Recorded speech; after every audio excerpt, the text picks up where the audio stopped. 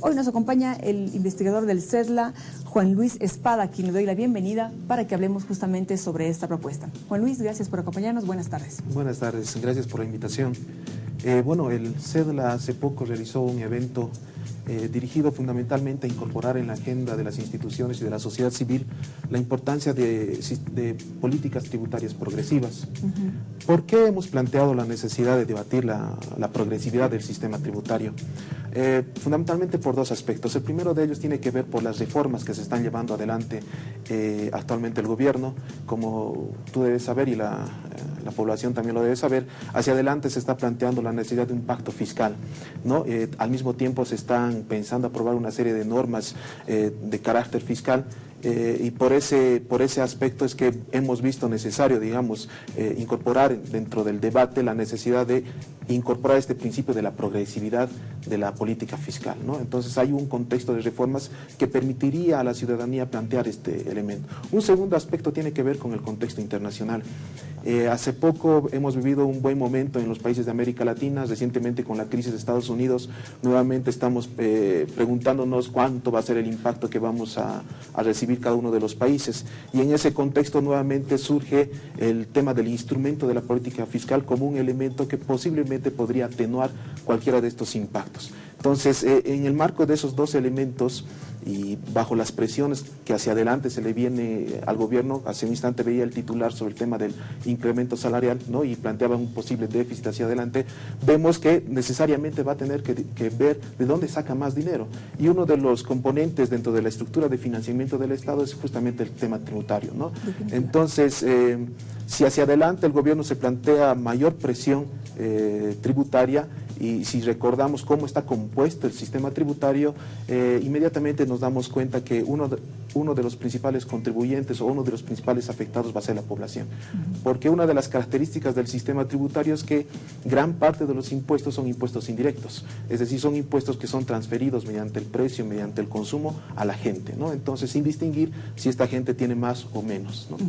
Ustedes han señalado que es necesario discutir qué significa un sistema tributario progresivo, a lo que le han llamado ustedes sistema tributario para la gente. Sí. ¿Qué significa? Eso significa que el sistema tributario debe estar basado en un tipo de impuestos que esté dirigido a gravar fundamentalmente a sectores económicos que acumulan, ¿no? O que se apropian de gran parte del excedente económico que se genera en la economía. Como por ejemplo el sistema financiero o el sistema bancario, que en los últimos años se ha visto muy favorecido por las políticas y por el mismo contexto internacional, donde han ido acumulando importantes ganancias, pero por la forma en la cual se ha estructurado el sistema tributario, este sector no está aportando de gran manera como sucede cuando se ve la recaudación por el lado del IVA, ¿no? Que es un impuesto indirecto que lo paga toda la gente. Si nosotros vemos la estructura del sistema tributario, inmediatamente identificamos un impuesto que está, digamos, dirigido a este sector financiero, que es el impuesto a las transacciones financieras. Pero nuevamente este impuesto es grabado directamente al consumidor, porque nosotros lo pagamos a partir de la transacción y no necesariamente se grava la ganancia que se genera en ese sector, ¿no? ¿Qué pasa con hidrocarburos y minería y el tema agroexportador, que también lo he mencionado? Bueno, en el caso, por ejemplo, de hidrocarburos, la gran novedad hace poco fue el impuesto directo a los hidrocarburos, ¿no? La creación de este impuesto indudablemente ha dotado al Estado de importantes cantidades de dinero y ha significado dentro de la estructura del sistema tributario que la presión tributaria sobre las empresas se incremente. Pero es un impuesto primero que se grava a la explotación de los recursos naturales, ¿no? Y no necesariamente está grabada a la ganancia final del empresario, ¿no? En el caso minero es mucho más complejo, como en el caso agropecuario, ¿no? Por los componentes o por los sujetos que conforman estos sectores, ¿no? En el caso de la agricultura, yo creo que hay que hacer una diferenciación entre el pequeño agricultor y la agroindustria, ¿no? Además, considerando que estamos hablando del agroexportador, decían, ¿no es cierto? Sí, la exportación de azúcar, por ejemplo, está ahorita vetada, o sea, no hay exportación de azúcar. Entonces, no es lo mismo hablar, digamos, de la producción de soya que de azúcar o de quinoa, ¿no? Habría que ver a qué sector del agro se le debería incrementar el tema. Exacto, sí, eso hay que hacer una diferenciación, como también debe hacerse en el campo de la minería, ¿no? Porque también ahí tenemos grandes empresas transnacionales que explotan la minería, como también tenemos a los pequeños cooperativistas, ¿no? Que han cerrado últimamente un acuerdo en el que no van a pagar el IVA, ¿no es cierto? Exacto. Y en el caso del oro en específico, no sabemos cuánto producimos, mucho del oro boliviano se va de contrabando. Sí, y el precio mismo de este mineral ha incrementado sustancialmente e indudablemente aquellos que están ligados a esa actividad se están beneficiando de gran manera, ¿no? Hay que tomar en cuenta también, yo creo, Juan Luis, que hay empresas que han sido nacionalizadas. Las empresas del Estado son buenas pagadoras de sus tributos. Hasta donde hemos podido ver, y ese es un tema que lo estamos incorporando en nuestra agenda, que es analizar justamente el actuar fiscal, digamos, de las empresas, hemos visto que están registrando, sí, el pago de sus impuestos, ¿no? El tema, yo creo que en el empresarial, en la parte empresarial, que también hace un instante se trató, es el tema de las exenciones, ¿no? Las exenciones tributarias generalmente generan un costo al Estado y es el tema de renunciar a un monto de ingresos que podrían beneficiarlos.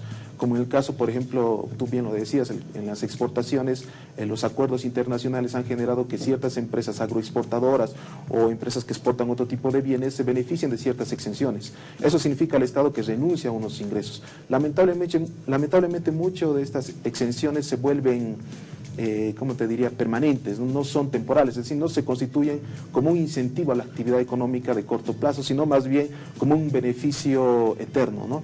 Cosa que no debería ser así porque le niega muchos recursos al gobierno. ¿Quiénes tributan más en el país? Como hace un instante te decía, uno de los impuestos fundamentales dentro de la estructura tributaria es el IVA.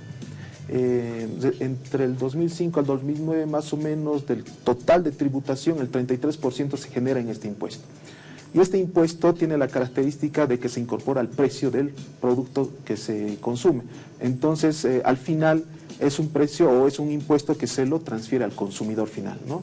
En cualquier compra que nosotros efectuamos en cualquier comercio formal, nosotros cancelamos ese impuesto, ¿no? Y no necesariamente a la empresa.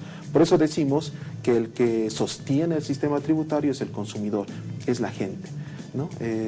Por eso hablamos de que el carácter del sistema tributario boliviano es regresivo, ¿no? Porque se basa en ese tipo de impuestos. En cambio, impuestos como a la renta, ¿no? que ese es el gran debate en la región, en América Latina, es cómo podemos generar o innovar algún tipo de impuesto que vaya directamente a gravar el ingreso, ¿no? Pero el ingreso de segmentos de población que detenten, ¿no? Que detenten importantes cantidades de dinero. Ahora, ¿cuál sería el impacto de esta medida en la economía del ciudadano, de la población en general? ¿No subirían los precios de los alimentos, los precios de los servicios? ¿De pronto se generaría una inflación? Bueno, ahí sin duda lo que hay que apostar o acompañar a este tipo de medidas que van a agravar el excedente económico es justamente fortalecer la institucionalidad, ¿no? Contar con una institución que fiscalice y controle adecuadamente la forma en la cual se está pagando el impuesto es importante, porque de esa forma controlas este tipo de, si se quiere, de maniobras que se generan en el agente económico, donde transfieren al final el costo al consumidor, ¿no? Entonces ahí hay un rol fundamental de la institucionalidad, digamos, que es la responsable de esto, ¿no? Ahora, ustedes han tratado de socializar al menos esta propuesta como CEDLA y han organizado este seminario internacional denominado Reforma Fiscal y Justicia Tributaria, una reforma para la gente, donde han participado personalidades de México, de Ecuador, de Argentina, de Chile y también autoridades gubernamentales. ¿Cuál ha sido el aporte que se ha logrado en este seminario? Por ejemplo, ¿cómo funciona la ley tributaria en el Ecuador?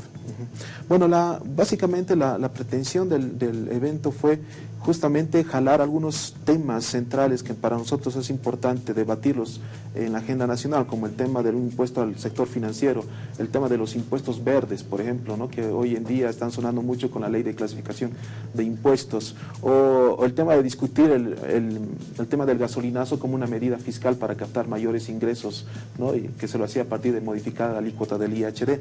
Bueno, en resumen, el evento era, digamos, despertar en la gente algún tipo de inquietud sobre preguntarse si hay la posibilidad de crear o de innovar algún tipo de política que esté dirigida justamente a captar mayores ingresos que no sean necesariamente de segmentos de población con bajos ingresos, ¿no?